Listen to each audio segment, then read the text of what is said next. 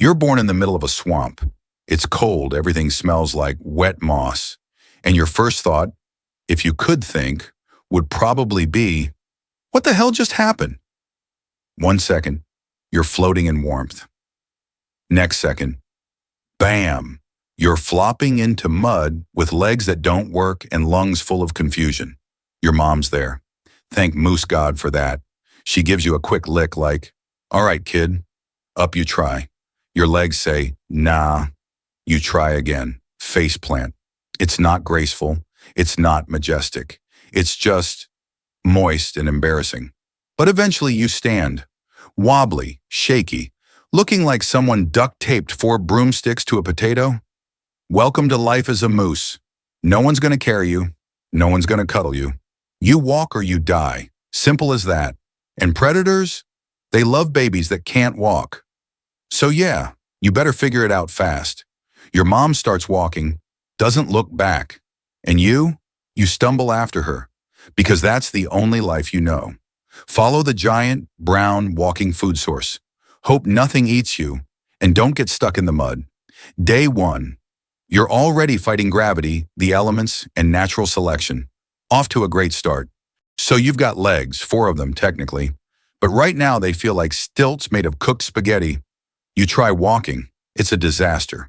1 step forward, 2 knees buckle, 3 near face plants, and then boom, you're eating moss. Graceful? Not even close. Your mom's not waiting. She's moving through swamp grass like it's no big deal. And you're out here playing guess which leg does balance. But slowly, painfully, you get the hang of it. You figure out how to walk without tripping over your own limbs. Kinda. You learn that your front legs go one way while your back legs just sort of hope for the best. You learn that the ground is never really flat, and water, it's everywhere. Mud tries to steal your hooves daily. Oh, and fun fact, you can swim. Not well, not pretty, but you float, and that's enough. You splash behind your mom, hoping she doesn't lead you into another surprise pond. Spoiler, she will. Every noise makes you jump. Was that a stick? A squirrel? A wolf? Doesn't matter. Your instincts scream panic, and your legs launch you in 5 directions at once. You trip, you flop, you survive. And eventually, you start to look less like a pile of confused bones. You start walking like a moose, sort of. At least now your legs move in the same direction as your head. Progress. You don't get a classroom. No desks, no teachers, no gold stars. Moose school is outside, all the time. And the only subject is, don't get eaten. That rustle in the grass? Could be wind. Could be a wolf. Better run anyway. Those birds flying overhead? Harmless? Sure, until an eagle spots you and decides you look like lunch with legs. And that bush over there? Could be a normal bush. Could be hiding a bear. You don't get to know until it's too late. Every snap of a twig sounds like doom. Every shadow equals threat. Even butterflies make you nervous. You learn to freeze. You learn to bolt. You learn that staying close to mom is not a suggestion. It's survival 101. And your mom? She's not gentle. If she smells danger, she doesn't whisper, "Hey, sweetie, time to go." No, she explodes into action, stomping, snorting, charging like a living battering ram. You just try not to get trampled in the process. One time she chased off a coyote that got too curious. Another time, she chased off a male moose who got way too curious. Moose moms don't play. And that's probably the only reason you're still breathing. So you follow her. You watch, you learn. Welcome to Moose School. No graduation, no diploma, just the hope that you live long enough to grow antlers. You're getting big, like really big. 1 week you're a wobbly swamp noodle. The next you're a furry tank on stilts. You grow so fast your legs can't keep up. You trip over roots, over your own feet, over absolutely nothing. But you keep growing anyway. And to grow, you eat all the time, twigs, bark, leaves. You chew like your life depends on it. Spoiler, it kind of does. You figure out which plants are tasty and which ones. Cause explosive regrets. Trial and error. Mostly error. And water? Oh, you love water.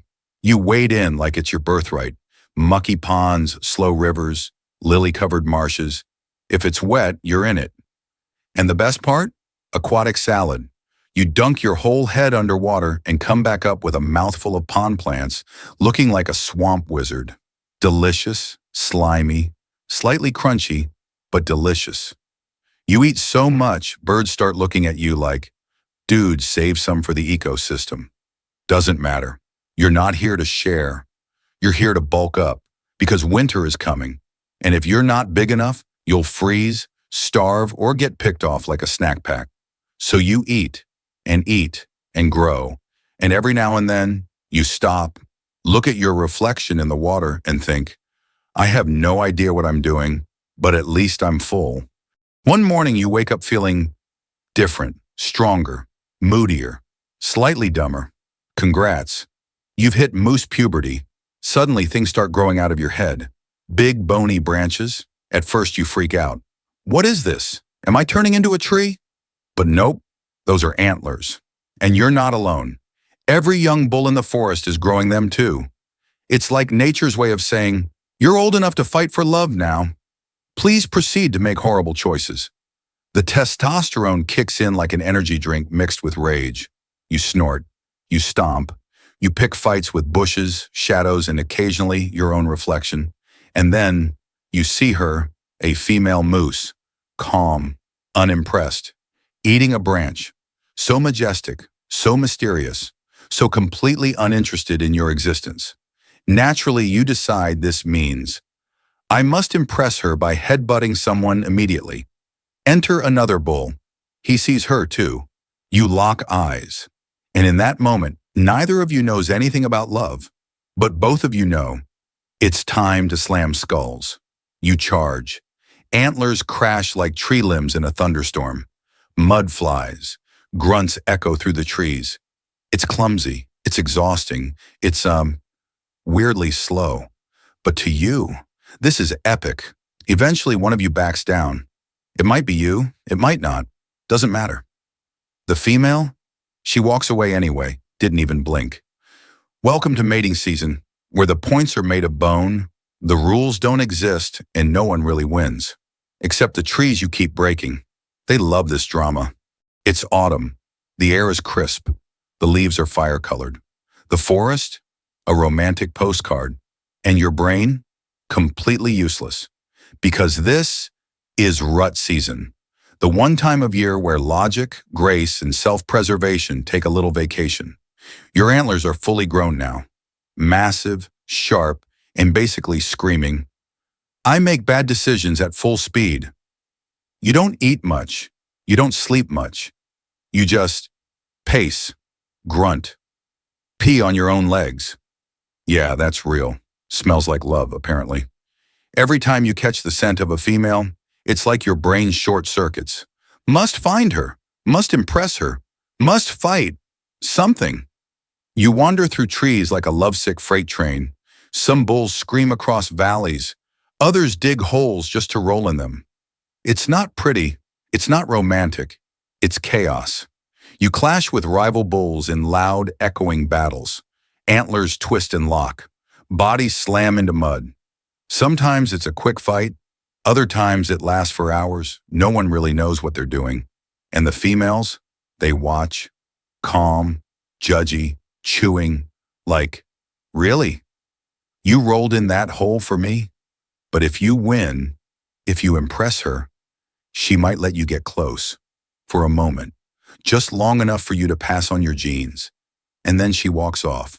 No cuddles, no promises, no call in the spring. You just stand there muddy and exhausted like, was that it? Yep, that was it. Welcome to moose romance. Loud, dirty, and deeply confusing. Nature's idea of love is complicated. One day the air just changes. The trees go quiet. The birds leave. The sun checks out at 4 p.m. You sniff the wind. And yeah, it's coming. Winter. You've heard stories. Cold, snow, no food. But nobody tells you how boring it is. You used to wander miles a day. Now, you're standing in snow up to your chest, chewing frozen twigs like a sad salad. Your breath fogs in the air. Your fur's thick, but the cold finds you anyway.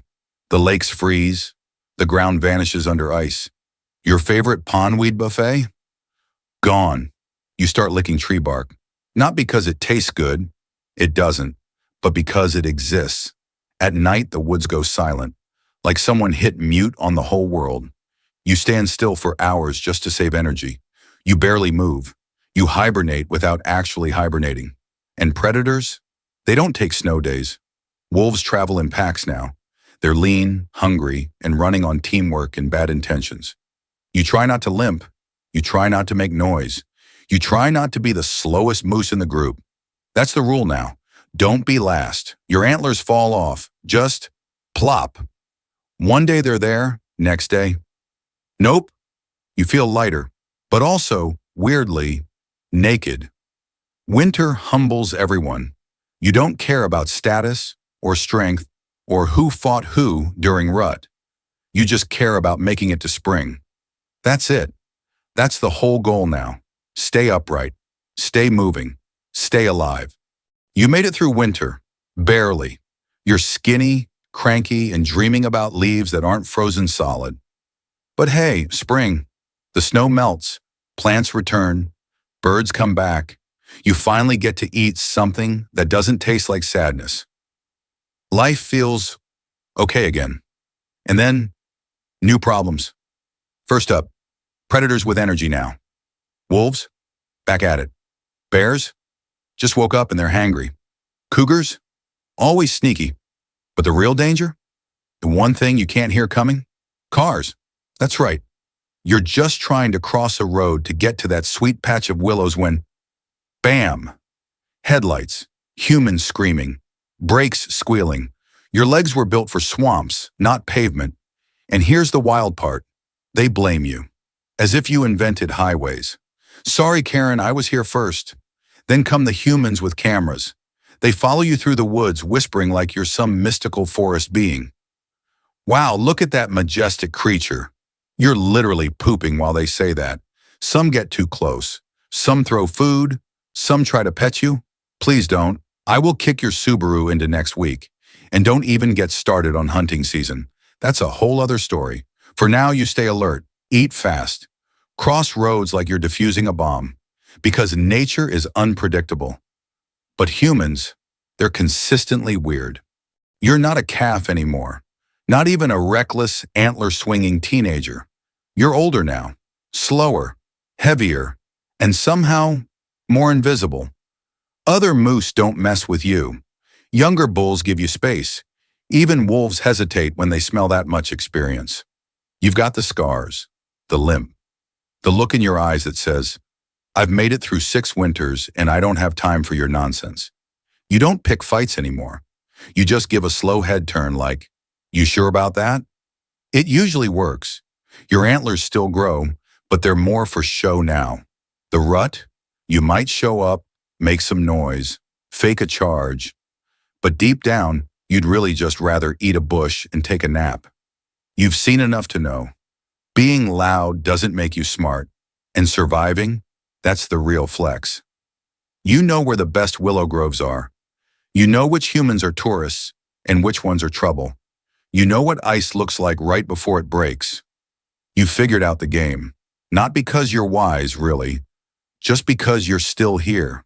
And honestly, that's rare. You've watched others disappear. To predators, cars, bullets, bad luck. But you're still standing, still chewing, still swatting flies with your ears like a boss. You don't run like you used to, but you don't have to. You've earned the right to move slow and be taken seriously. One morning, you wake up slow, slower than usual. The cold feels colder. The walk to your favorite pond feels longer. Something's different. You've lived a long moose life. You've outrun predators, outlived rivals, outgrown every antler you've ever had. You don't roam as far anymore. Don't fight. Don't chase anything. You just exist, big, quiet, present. And then one day in the middle of a clearing, you see it, a calf, tiny, wobbly, Brand new. You pause. Watch. No one notices you, which is fine. You've never needed attention. The calf stumbles just like you did, struggles with those ridiculous legs. But it gets up, because that's what moose do. You turn and walk away. No big speech, no dramatic ending, just a shadow in the trees. One day you'll lie down and not get up. That's nature. That's okay. The forest will take you back. Your antlers will be buried. Your bones will feed the moss. But the trails you wore into the earth, still there. The willows you trimmed, still growing. The calf that once watched you from behind a tree might grow up to do exactly what you did. And the world, loud, wild, ridiculous, will keep on spinning, with or without you. But just so you know, you mattered. You were a moose, and that was more than enough.